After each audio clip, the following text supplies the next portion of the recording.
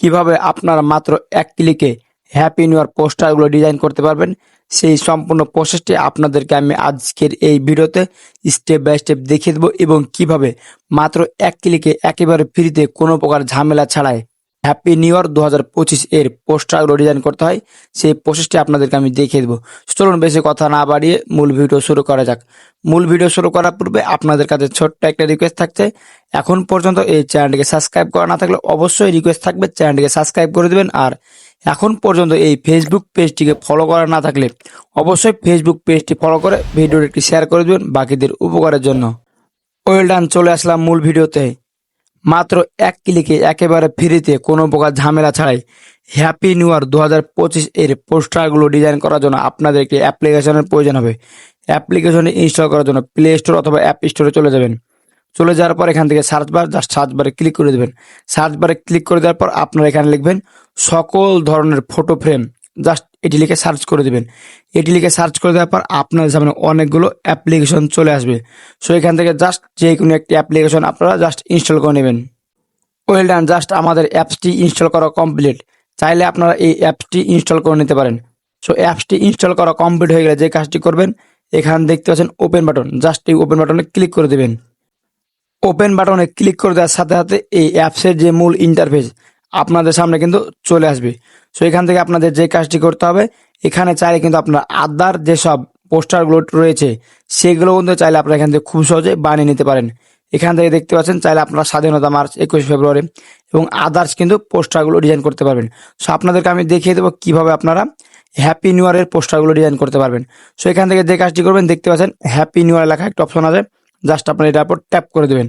এটার উপরে ট্যাপ করে দেওয়ার পর আপনাদের সামনে সেম এরকম একটি ইন্টারফেস চলে আসবে।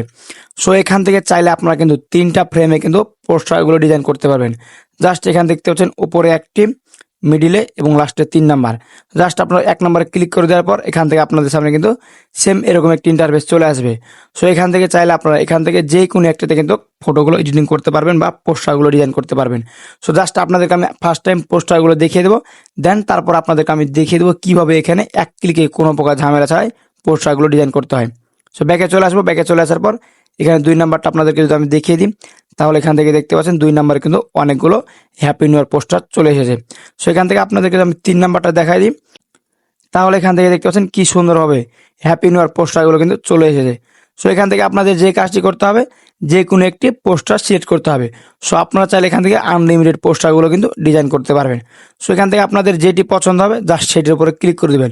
জাস্ট আপনাদেরকে আমি বোঝানোর ক্ষেত্রে জাস্ট আমি একটার উপরে ক্লিক করে দিলাম, ধরুন এটার উপর ক্লিক করে দিলাম। এটার উপরে ক্লিক করে দেওয়ার পর আমাদের সামনে 2টা অপশন চলে আসবে, একটা হলো ক্যামেরা আর একটা হলো গ্যালারি। ক্যামেরা বলতে বোঝা জাস্ট এখান থেকে আপনারা চাইলে কিন্তু ছবি তুলেও পোস্টারগুলো ডিজাইন করতে পারবেন। আর আপনাদের গ্যালারিতে যদি আগে থেকে ছবি তোলা থাকে তাহলে জাস্ট এখান থেকে সিলেক্ট করে দেবেন।